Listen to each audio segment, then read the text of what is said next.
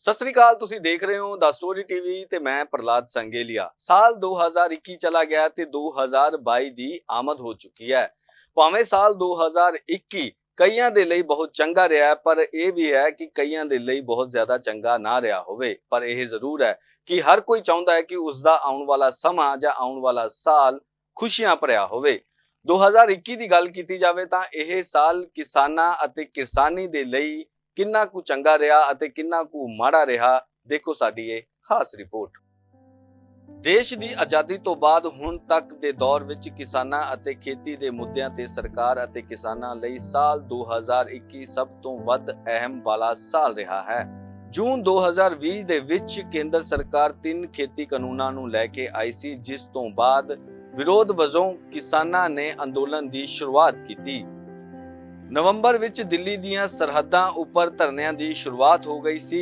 ਇਸ ਦੌਰਾਨ ਗਣਤੰਤਰ ਦਿਵਸ ਮੌਕੇ ਦਿੱਲੀ ਵਿੱਚ ਟਰੈਕਟਰ ਮਾਰਚ ਵੀ ਹੋਇਆ ਅਤੇ ਲਾਲ ਕਿਲੇ ਤੇ ਹਿੰਸਾ ਦੀਆਂ ਘਟਨਾਵਾਂ ਵੀ ਹੋਈਆਂ। ਇਸ ਦੇ ਨਾਲ ਹੀ ਕਈ ਵੱਡੇ ਘਟਨਾਕ੍ਰਮ ਦਾ ਗਵਾਹ ਰਿਹਾ ਇਹ ਅੰਦੋਲਨ 11 ਦਸੰਬਰ 2021 ਨੂੰ ਖਤਮ ਹੋ ਗਿਆ। ਸ਼ਾਇਦ ਦੇਸ਼ ਦੇ ਇਤਿਹਾਸ ਦੇ ਵਿੱਚ ਅਜਿਹਾ ਪਹਿਲਾਂ ਕਦੇ ਨਹੀਂ ਹੋਇਆ ਹੋਵੇਗਾ ਕਿ ਕਿਸੇ ਨੇ ਦੇਸ਼ ਦੀ ਸਰਵਉੱਚ ਅਦਾਲਤ ਯਾਨੀ ਸੁਪਰੀਮ ਕੋਰਟ ਦੇ ਫੈਸਲੇ ਨੂੰ ਮੰਨਣ ਤੋਂ ਇਨਕਾਰ ਕਰ ਦਿੱਤਾ ਹੋਵੇ। ਪਰ 2021 ਦੇ ਵਿੱਚ ਅਜਿਹਾ ਵੀ ਦੇਖਣ ਨੂੰ ਮਿਲਿਆ, ਜਦੋਂ ਕਿਸਾਨੀ ਅੰਦੋਲਨ ਖਤਮ ਕਰਵਾਉਣ ਦੇ ਲਈ ਇਹ ਮਾਮਲਾ ਸੁਪਰੀਮ ਕੋਰਟ ਦੇ ਵਿੱਚ ਲਿਜਾਇਆ ਗਿਆ ਅਤੇ ਸੁਪਰੀਮ ਕੋਰਟ ਵੱਲੋਂ ਇੱਕ ਕਮੇਟੀ ਵੀ ਬਣਾਈ ਗਈ। ਪਰ ਕਿਸਾਨ ਜਥੇਬੰਦੀਆਂ ਨੇ ਸੁਪਰੀਮ ਕੋਰਟ ਵੱਲੋਂ ਬਣਾਈ ਗਈ ਕਮੇਟੀ ਦੀ ਜਾਂਚ ਮੰਨਣ ਤੋਂ ਵੀ ਇਨਕਾਰ ਕਰ ਦਿੱਤਾ। ਜਦੋਂ ਪੰਜਾਬ ਦੇ ਵਿੱਚ 32 ਜਥੇਬੰਦੀਆਂ ਨੇ ਅੰਦੋਲਨ ਦਾ ਢਾਂਚਾ ਤਿਆਰ ਕੀਤਾ ਤਾਂ ਉੱਤਰ ਪ੍ਰਦੇਸ਼ ਵਿੱਚ ਭਾਰਤੀ ਕਿਸਾਨ ਯੂਨੀਅਨ ਦਾ ਅਸਰ ਹੋਣ ਕਾਰਨ ਉੱਥੇ ਵੀ ਅੰਦੋਲਨ ਮਜ਼ਬੂਤ ਹੋਇਆ। ਜਿੱਥੋਂ ਤੱਕ ਖੇਤੀ ਕਾਨੂੰਨਾਂ ਦੀ ਗੱਲ ਹੈ ਤਾਂ ਪਿਛਲੇ 1.5 ਸਾਲ ਵਿੱਚ ਇਹਨਾਂ ਕਾਨੂੰਨਾਂ ਨੂੰ ਲੈ ਕੇ ਕਈ ਤਰਕ ਦਿੱਤੇ ਗਏ ਹਨ। ਕੁਝ ਤਰਕ ਇਸ ਦੇ ਪੱਖ ਵਿੱਚ ਹਨ ਅਤੇ ਕੁਝ ਇਸ ਦੇ ਵਿਰੋਧ ਵਿੱਚ। ਖੇਤੀ ਕਾਨੂੰਨਾਂ ਦਾ ਇਹ ਮਾਮਲਾ ਸੁਪਰੀਮ ਕੋਰਟ ਵਿੱਚ ਵੀ ਪਹੁੰਚਿਆ। ਸੁਪਰੀਮ ਕੋਰਟ ਵੱਲੋਂ ਇੱਕ ਕਮੇਟੀ ਬਣਾਈ ਗਈ ਅਤੇ ਕਾਨੂੰਨਾਂ ਦੇ ਅਮਲ ਉੱਪਰ ਅਗਲੇ ਆਦੇਸ਼ ਤੱਕ ਜਨਵਰੀ ਵਿੱਚ ਰੋਕ ਲਗਾ ਦਿੱਤੀ ਗਈ ਸੀ। ਸੁਪਰੀਮ ਕੋਰਟ ਵੱਲੋਂ ਬਣਾਈ ਗਈ ਸਮਿਤੀ ਨੇ ਆਪਣੀ ਰਿਪੋਰਟ ਵੀ ਮਾਰਚ ਵਿੱਚ ਸੌਂਪ ਦਿੱਤੀ ਸੀ, ਪਰ ਇਸ ਸਭ ਦਾ ਅੰਦੋਲਨ ਉੱਪਰ ਕੋਈ ਅਸਰ ਨਹੀਂ ਹੋਇਆ, ਕਿਉਂਕਿ ਅੰਦੋਲਨ ਦੀ ਅਗਵਾਈ ਕਰ ਰਹੇ ਕਿਸਾਨ ਸੰਗਠਨਾਂ ਦੇ ਮਨ ਦੇ ਵਿੱਚ ਸੰਯੁਕਤ ਕਿਸਾਨ ਮੋਰਚਾ ਨੇ ਅਦਾਲਤ ਅਤੇ ਸਮਿਤੀ ਤੋਂ ਆਪਣੇ ਆਪ ਨੂੰ ਦੂਰ ਰੱਖਦੇ ਹੋਏ ਤਿੰਨੇ ਖੇਤੀ ਕਾਨੂੰਨਾਂ ਦੀ ਵਾਪਸੀ ਤੋਂ ਘੱਟ ਕੁਝ ਵੀ ਸਵੀਕਾਰ ਕਰਨ ਤੋਂ ਮਨਾ ਕਰ ਦਿੱਤਾ ਸੀ। ਕੇਂਦਰ ਦੇ ਕਈ ਮੰਤਰੀਆਂ ਦੇ ਨਾਲ ਕਿਸਾਨ ਜਥੇਬੰਦੀਆਂ ਦੀ ਬੈਠਕਾਂ ਹੋਣ ਤੋਂ ਬਾਅਦ ਵੀ ਕੋਈ ਸਿੱਟਾ ਨਹੀਂ ਨਿਕਲ ਸਕਿਆ ਅਤੇ ਇਹ ਸੰਘਰਸ਼ ਲਗਾਤਾਰ ਤੇਜ਼ੀ ਫੜਦਾ ਜਾ ਰਿਹਾ ਸੀ।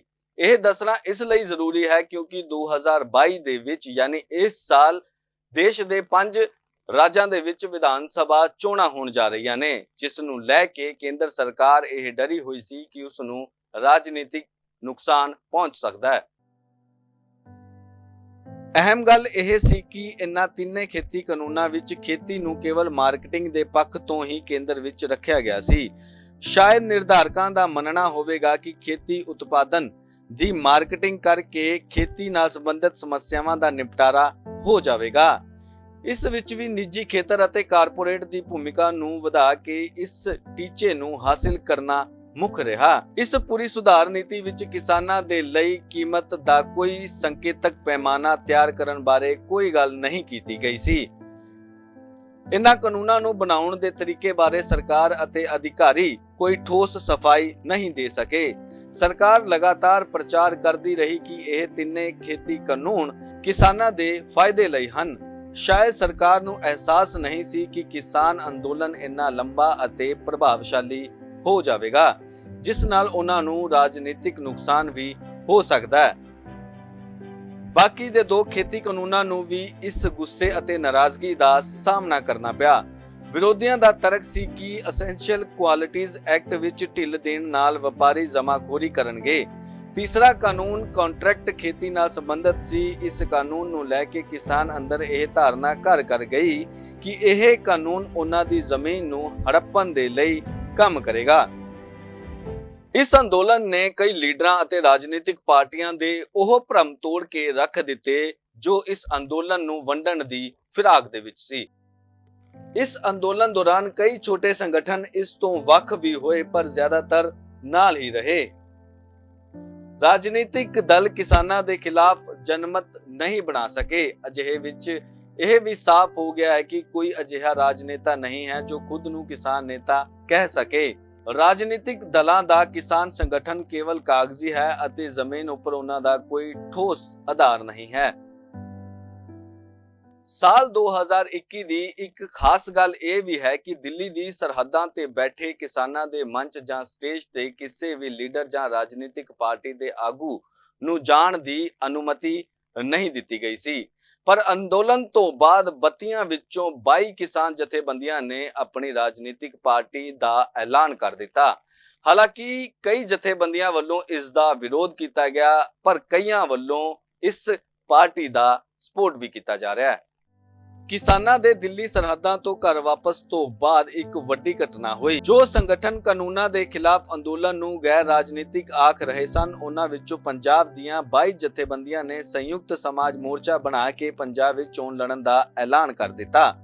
ਜ਼ਿਆਦਾਤਰ ਲੋਕਾਂ ਦਾ ਮੰਨਣਾ ਹੈ ਕਿ ਕਿਸਾਨ ਨੇਤਾਵਾਂ ਨੂੰ ਚੋਣ ਲੜਨ ਜਾਂ ਰਾਜਨੀਤੀ ਤੋਂ ਦੂਰ ਹੀ ਰਹਿਣਾ ਚਾਹੀਦਾ ਹੈ, ਪਰ ਸ਼ਾਇਦ ਅੰਦੋਲਨ ਦੌਰਾਨ ਮਿਲੀ ਲੋਕਪ੍ਰਿਯਤਾ ਦੇ ਕਾਰਨ ਇਹ ਸੰਗਠਨ ਖੁਦ ਨੂੰ ਰਾਜਨੀਤੀ ਵਿੱਚ ਜਾਣ ਤੋਂ ਰੋਕ ਨਹੀਂ ਪਾਏ। ਇਹ ਫੈਸਲਾ ਕਿਸਾਨ ਸੰਗਠਨਾਂ ਦੇ ਭਵਿੱਖ ਲਈ ਸਹੀ ਸਾਬਤ ਹੋਵੇਗਾ ਜਾਂ ਨਹੀਂ, ਇਹ ਪੰਜਾਬ ਵਿਧਾਨ ਸਭਾ ਚੋਣਾਂ ਤੋਂ ਬਾਅਦ ਨਤੀਜਿਆਂ ਤੋਂ ਪਤਾ ਚੱਲ ਜਾਵੇਗਾ। ਹਾਲਾਂਕਿ ਬਾਕੀ ਸੰਗਠਨ ਅਜੇ ਵੀ ਚੋਣਾਂ ਦੀ ਰਾਜਨੀਤੀ ਤੋਂ ਬਾਹਰ ਨੇ ਅਤੇ ਸਭ ਤੋਂ ਵੱਡੇ ਸੂਬੇ ਉੱਤਰ ਪ੍ਰਦੇਸ਼ ਵਿੱਚ ਪ੍ਰਭਾਵੀ ਭਾਰਤੀ ਕਿਸਾਨ ਯੂਨੀਅਨ ਨੇ ਫਿਲਹਾਲ ਆਪਣੇ ਆਪ ਨੂੰ ਰਾਜਨੀਤੀ ਤੋਂ ਦੂਰ ਰੱਖਿਆ ਹੋਇਆ ਹੈ।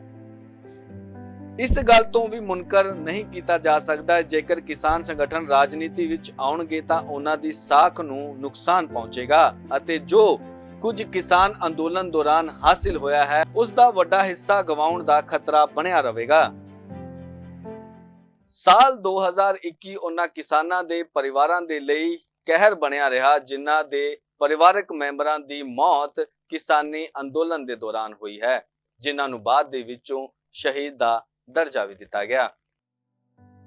ਕਿਸਾਨੀ ਅੰਦੋਲਨ ਦੌਰਾਨ ਕਰੀਬ 700 ਤੋਂ ਜ਼ਿਆਦਾ ਕਿਸਾਨ ਸ਼ਹੀਦ ਹੋ ਗਏ, ਘਰ ਦੇ ਚਿਰਾਗ ਵੀ ਬੁਝ ਗਏ। 2021 ਮੰਨੋ ਇਹਨਾਂ ਦੇ ਪਰਿਵਾਰ ਦੇ ਲਈ ਕਹਿਰ ਬਣ ਕੇ ਟੁੱਟਿਆ। ਭਾਵੇਂ ਕਿਸਾਨ ਜਥੇਬੰਦੀਆਂ ਵੱਲੋਂ ਸ਼ਹੀਦਾਂ ਦੇ ਪਰਿਵਾਰਕ ਮੈਂਬਰਾਂ ਨੂੰ ਬਣਦਾ ਮੁਆਵਜ਼ਾ ਅਤੇ ਸਰਕਾਰੀ ਨੌਕਰੀ ਦੇਣ ਦੀ ਗੱਲ ਕੀਤੀ ਗਈ, ਪਰ ਸ਼ਾਇਦ ਇਹਨਾਂ ਕਿਸਾਨਾਂ ਵਿੱਚੋਂ ਕਈ ਕਿਸਾਨ ਅਜਿਹੇ ਵੀ ਹਨ ਜਿਨ੍ਹਾਂ ਦੇ ਘਰ ਦਾ ਚੁੱਲ੍ਹਾ ਸਿਰਫ ਉਹਨਾਂ ਦੇ ਸਿਰ ਤੇ ਹੀ ਚੱਲਦਾ ਸੀ, ਜੋ ਇਸ ਸੰਘਰਸ਼ ਵਿੱਚ ਸ਼ਹੀਦ ਹੋਏ ਨੇ। ਭਾਵੇਂ ਲੰਮੇ ਚੱਲੇ ਇਸ ਅੰਦੋਲਨ ਤੋਂ ਬਾਅਦ ਕਿਸਾਨਾਂ ਨੇ ਇਤਿਹਾਸਕ ਜਿੱਤ ਹਾਸਲ ਕੀਤੀ ਹੈ ਅਤੇ ਕੇਂਦਰ ਸਰਕਾਰ ਨੂੰ ਬੈਕਫੁੱਟ ਤੇ ਜਾਣਾ ਪਿਆ ਹੈ, ਪਰ ਵਾਪਸ ਹੋਏ ਇਹਨਾਂ ਕਾਨੂੰਨਾਂ ਤੋਂ ਬਾਅਦ ਕਿਸਾਨਾਂ ਨੂੰ ਕਿੰਨਾ ਲਾਭ ਹੋਇਆ ਹੈ ਇਸ ਦਾ ਆਉਣ ਵਾਲੇ ਸਮੇਂ ਦੇ ਵਿੱਚ ਪਤਾ ਚੱਲੇਗਾ।